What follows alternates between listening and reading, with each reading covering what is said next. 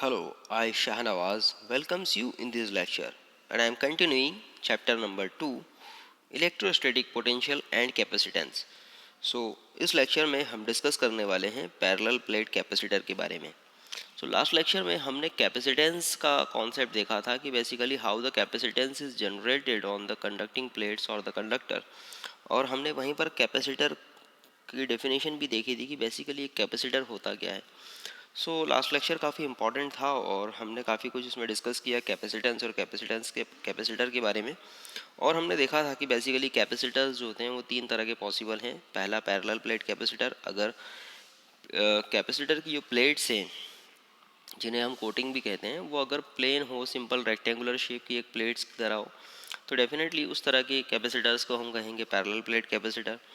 अगर वो दोनों कोटिंग्स या दोनों प्लेट्स स्फेरिकल शेप की हो तो वो कहलाएगा स्फेरिकल कैपेसिटर, और अगर कोटिंग्स या प्लेट सिलेंड्रिकल शेप की हो तो डेफिनेटली वो कहलाएगा सिलेंड्रिकल कैपेसिटर।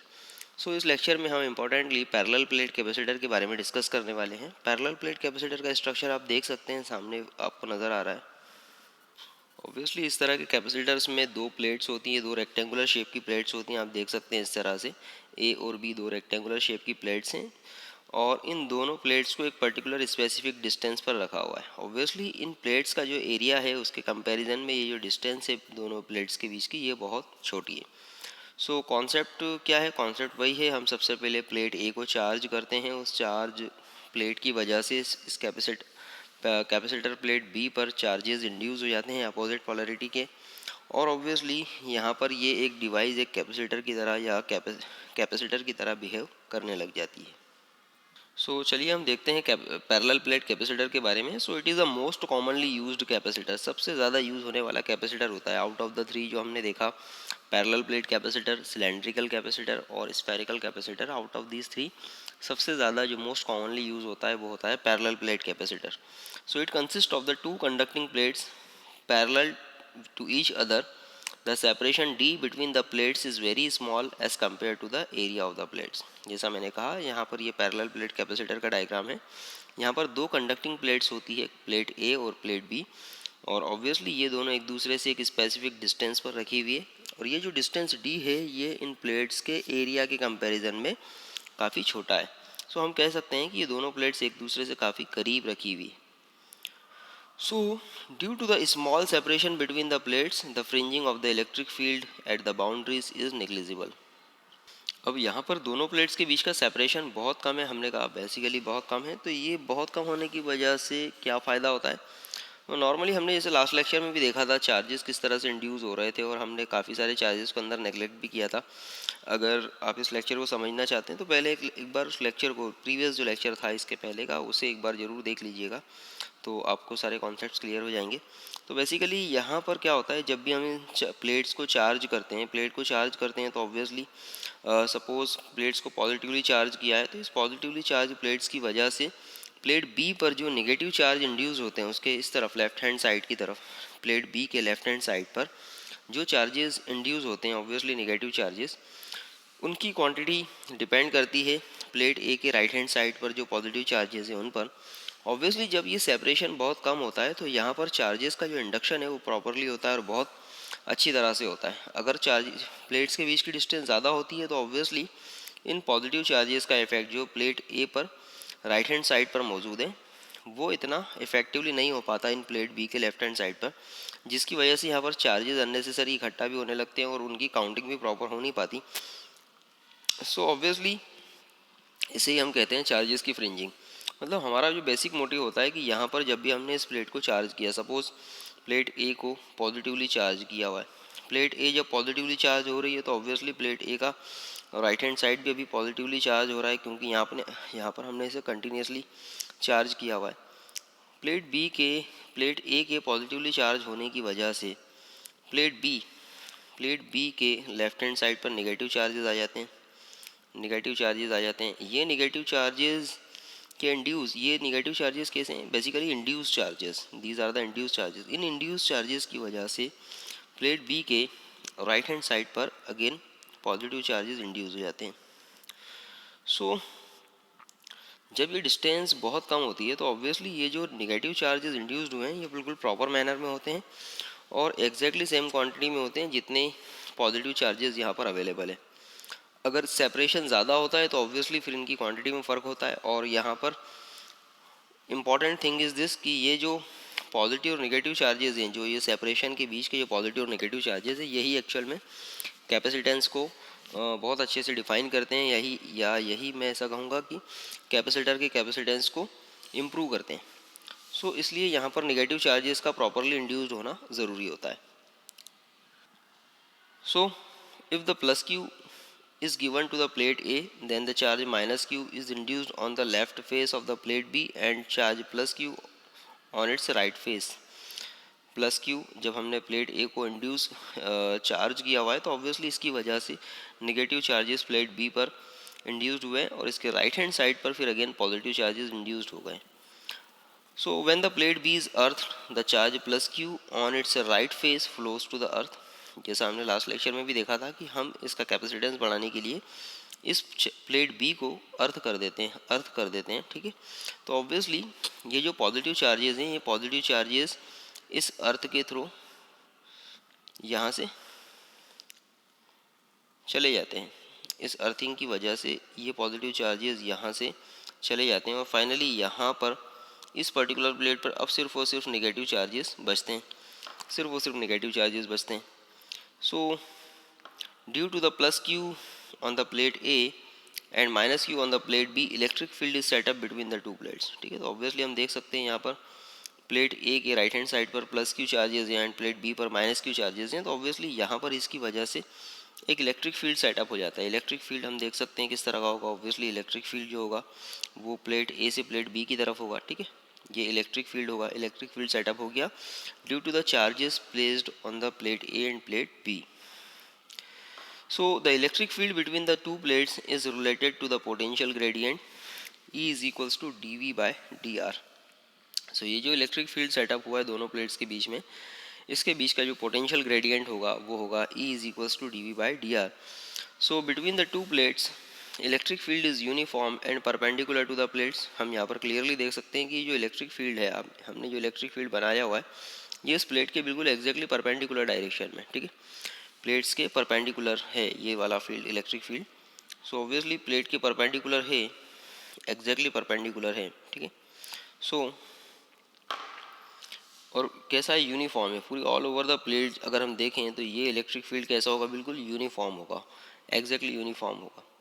सो यहाँ पर हम लिख सकते हैं E is equal to V by D, मतलब ये जो पोटेंशियल ग्रेडियंट था E is equal to D V by D are.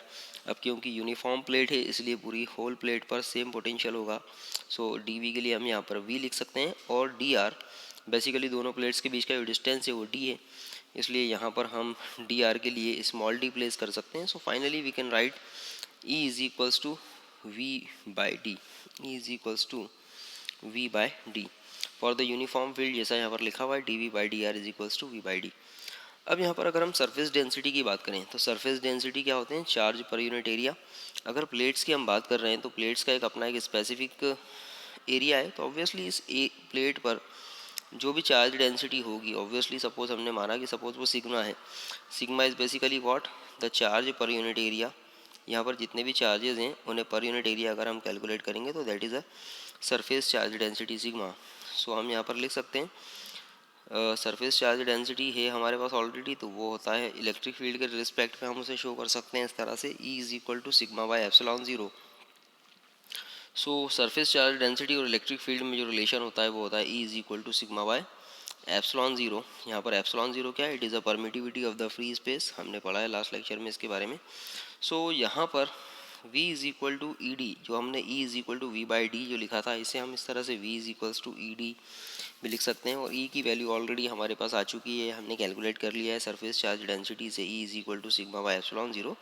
So finally we can put the value of E in this equation V is equals to E D. So it will become V is equals to E के लिए हमने लिखा sigma by epsilon zero और into D.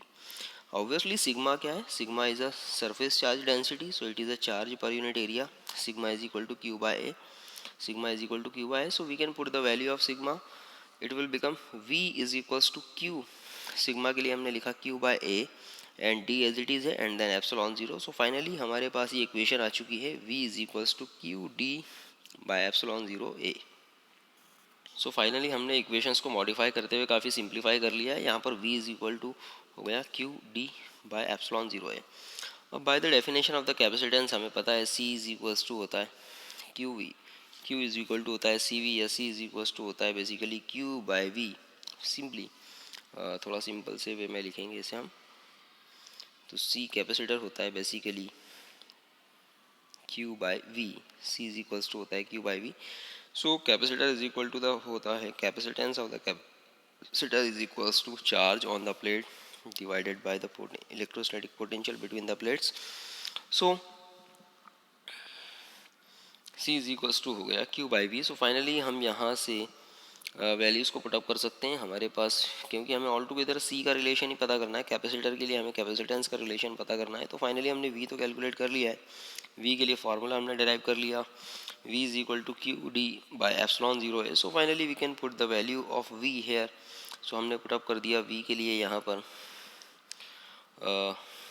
c is equal to Q by V, तो c as it is है, q as it is हमने लिख दिया, एंड फाइनली v के लिए हमने लिखा है यहाँ पर Q D by epsilon zero A as it is यहाँ पर लिख दिया। जब हम इसे सिंप्लीफाई करेंगे तो देखिए q से q कैंसिल आउट हो जाएगा, यहाँ पर ये q से ये q कैंसिल आउट, फाइनली क्या बचा एप्सिलॉन ज़ीरो ए ऊपर चला गया एंड डिनोमिनेटर में है हमारे पास डी। सो फाइनली c का जो रिलेशन आया कैपेसिटेंस का, capacitance of the capacitor c is equal to epsilon zero A upon D.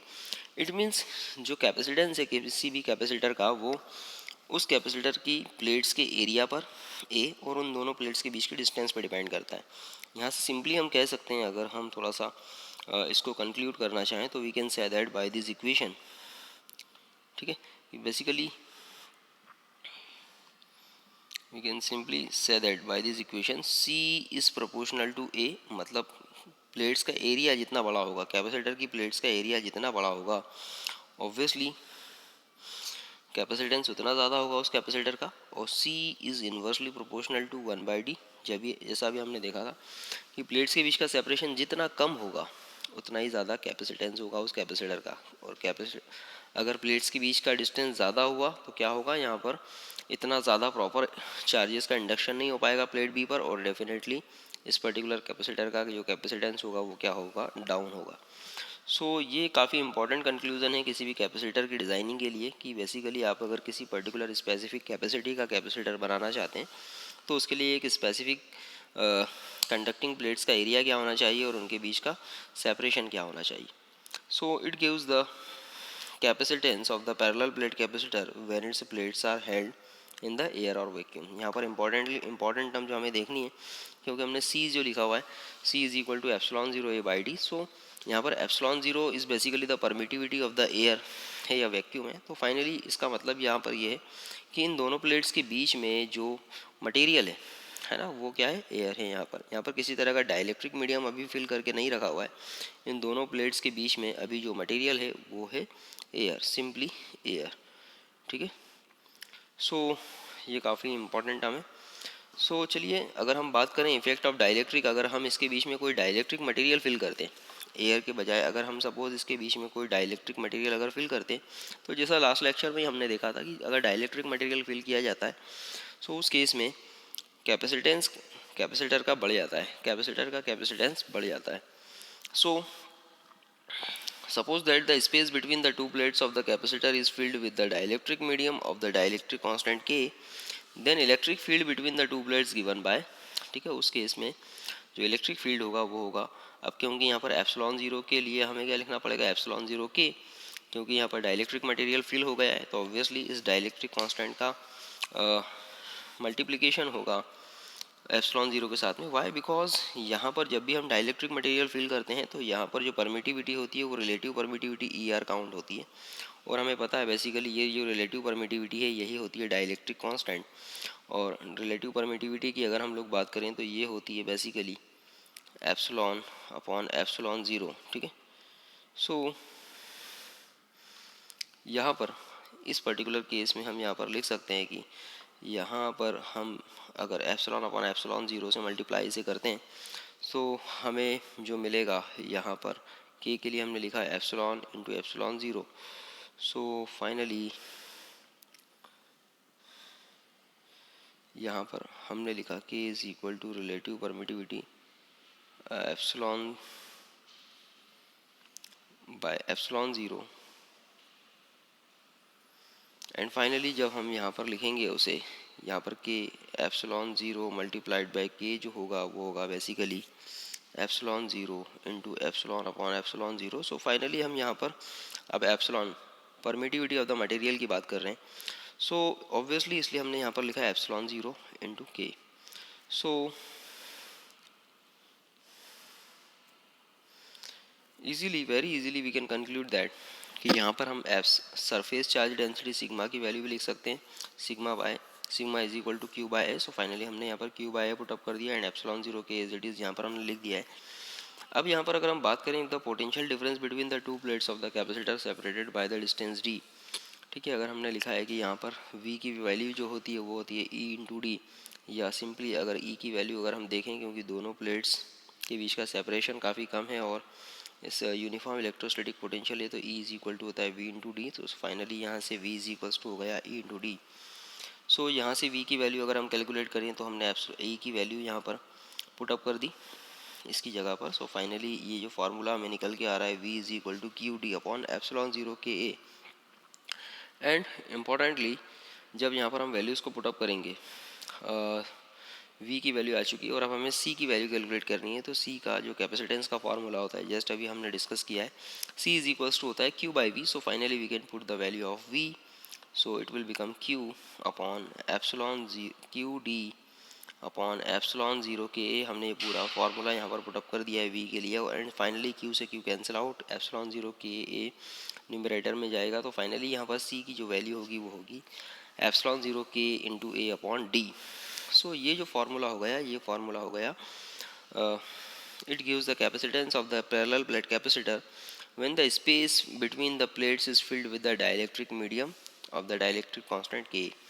जब हम पैरेलल प्लेट कैपेसिटर की दोनों प्लेट्स के बीच में अगर कोई डाइलेक्ट्रिक मटेरियल फिल करते हैं जिसका डाइलेक्ट्रिक कांस्टेंट के है, so finally we can use this formula to calculate the capacitance of that capacitor. So चलिए इस पर बेस्ड एक न्यूमेरिकल देखते हैं, बड़ा सिंपल सा। What is the area of the plates of the 2F parallel plate capacitor. ठीक है, यहाँ पर हमें दिया है कि कैपेसिटर है जिसका कैपेसिटेंस है 2 फैरेड का और हमें उसका एरिया पता करना है, जबकि given that the separation between the plates is 0.5 centimetre.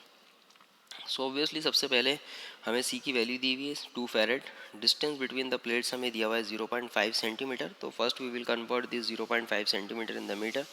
So it will become 0.5 centimeter multiplied by 10 raised to the power minus 2 meter.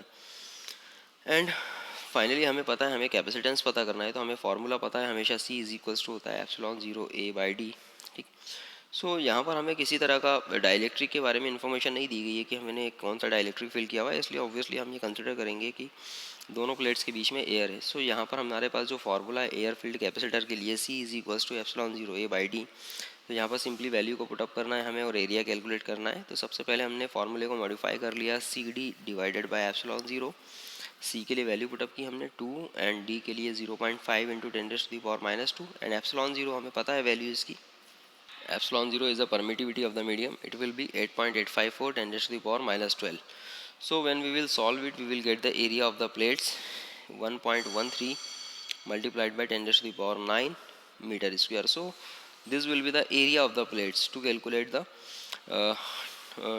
to have the capacitance of the 2 farad. आप देख सकते हैं यहाँ पर कितना बड़ा एरिया है, ये 10 raised to the power 9 square metre का, मतलब 2 फैरेड का कैपेसिटर बनाने के लिए हमें कितना बड़ा प्लेट बनाना पड़ेगा, 10 raised to the power 9 square metre का। It is very very big. So काफ़ी बड़ा है, इट मीन्स ये it will becomes into the kilometers. अगर हम थोड़ा सा इसको सॉल्व करें तो अगर हम देखें तो ये होगा लगभग 1 square meter. 1 square meter is equal to होता है basically 10 to the power 6 1 kilometer square की अगर मैं बात करूं तो ये होता है basically very simply 1 kilometer square is equal to होगा लगभग 10 to the power 6 meter square. So यहाँ पर अगर हम देखें तो ये हो जाएगा लगभग 1.13 10⁻³ किलोमीटर स्क्वायर, मतलब इतना बड़ा 1000 किलोमीटर स्क्वायर किलोमीटर का आपको प्लेट जो है वो बेसिकली बनाना पड़ेगा. Is it not practically possible to make the plate conducting plate of the 1000 square kilometre. ठीक है. सो आप देख सकते हैं कि 2 फेरेट का कैपेसिटर बनाने के लिए भी कितना बड़ा प्लेट की हमें रिक्वायरमेंट होगी. सो काफ़ी इंटरेस्टिंग न्यूमेरिकल है ये. अगर हम बात करें सेकंड न्यूमेरिकल की, देखिए यहाँ पर कंपैरिजन है. In a parallel plate capacitor the capacitance increases from the 4 microfarad to 80 microfarad. उन्होंने कहा है कि एक पैरेलल प्लेट कैपेसिटर है जिसका कैपेसिटेंस हम 4 माइक्रोफैरेड से 80 माइक्रोफैरेड इंक्रीज कर रहे हैं, है ना. 4 माइक्रोफैरेड का था, उसे 80 माइक्रोफैरेड का हमें बनाना है. On introducing the dielectric medium between the plates, किस तरह से बना रहे हैं, क्योंकि यहाँ पर देखिए जो पैरेलल प्लेट कैपेसिटर है वो तो बिल्कुल फिक्स है, वही की वही है जो पहले था. ठीक है. वही इसका एरिया होगा, वही इसके बीच का डिस्टेंस होगा d, इनका एरिया ऑफ द प्लेट्स भी वही होगा. सिर्फ हमने क्या किया, यहाँ पर डाइलेक्ट्रिक मीडियम के फिल कर दिया, dielectric medium of the dielectric constant के यहाँ पर फिल कर दिया, और हम इसका कैपेसिटेंस इंक्रीज कर रहे हैं 4 माइक्रोफैरेड से 80 माइक्रोफैरेड. तो उन्होंने कहा है कि what is the dielectric constant of the medium. इस के की वैल्यू क्या होगी जिसने एक पैरेलल प्लेट कैपेसिटर का कैपेसिटेंस 4 माइक्रोफैरेड से 80 माइक्रोफैरेड कर दिया. क्योंकि हमें पता है जब भी डाइलेक्ट्रिक मीडियम का यूज़ होता है डाइलेक्ट्रिक कांस्टेंट के का, तो ऑब्वियसली यहाँ पर कैपेसिटेंस हमेशा इंक्रीज होता है. तो हमें इस के की वैल्यू पता करनी. तो वेरी सिंपली हम इसे सॉल्व कर सकते हैं. हमें बेसिकली कैपेसिटेंस का फॉर्मूला यूज़ करना पड़ेगा. हमें पता है ए अगर एक नॉर्मल कैपेसिटर होता इनिशियली तो वहाँ पर एयर फील्ड थी, पहले कैपेसिटेंस नहीं था, तो सी का जो फार्मूला था वो है बेसिकली ε0 A/d. ठीक है. और अब हमने क्या कर दिया, उसमें डाइलेक्ट्रिक कांस्टेंट के का एक डाइलेक्ट्रिक मीडियम फिल कर दिया है. तो सपोज अब उसका कैपेसिटेंस हो गया है सी डैश. ठीक है. तो यहाँ पर हमने मान लिया कि सपोज जो सी डैश है वो कितना है 80 माइक्रोफैरेड, और पहले क्या था 4 माइक्रोफैरेड. तो यहाँ पर सी डैश क्या हो जाएगा, क्योंकि डाइलेक्ट्रिक कांस्टेंट के का डाइलेक्ट्रिक मीडियम फिल किया है, इसलिए ये हो जाएगा ε0 Ka/d. ये फार्मूला जस्ट अभी हमने देखा. ठीक है. हम देख सकते हैं यहाँ पर ये फार्मूला अभी हमने देखा था, C is equal to ε0 Ka/d. So for the dielectric medium. So अब हमें क्या करना है, बेसिकली एक के की वैल्यू पता करनी है. तो हमने क्या करना है, इस सी डैश को सी से डिवाइड करना है. फाइनली हमने सी डैश को सी से जब डिवाइड करेंगे तो हमें न्यूमरेटर में यहाँ पर के मिल जाएगा, बाकी सब ε0 A/d ये सब कुछ एक दूसरे से कैंसिल आउट हो जाएंगे. हमें फाइनली मिलेगा K is equal to C dash by C. और सिंपली वैल्यू पुटअप करनी है. अब हमें ऐसा कुछ खास कैलकुलेशन करना नहीं है. हमने सी डैश की वैल्यू हमने पुटअप कर दी 80, एंड फाइनली सी की वैल्यू हमने पुटअप कर दी 4. तो फाइनली के की वैल्यू हमें मिली 20. सो अगर हम डाइलेक्ट्रिक कांस्टेंट 20 का यहाँ पर कोई डाइलेक्ट्रिक मीडियम फिल करते हैं दो प्लेट्स के बीच में, तो ऑब्वियसली उसी पर्टिकुलर कंडक्टिंग प्लेट्स कैपेसिटर का यहाँ पर कैपेसिटेंस जो होगा वो 4 माइक्रोफैरेड से 80 माइक्रोफैरेड इंक्रीज हो जाएगा. तो यहाँ पर हमने ये भी रिलेशन देख लिया कि how the capacitance is increases with the help of the dielectric medium. So this was all about the parallel plate capacitor. I think आपको समझ में आया होगा. इस लेक्चर को एटलीस्ट 2 से 3 बार ज़रूर देखिएगा. Surely you will gain a lot. Thank you.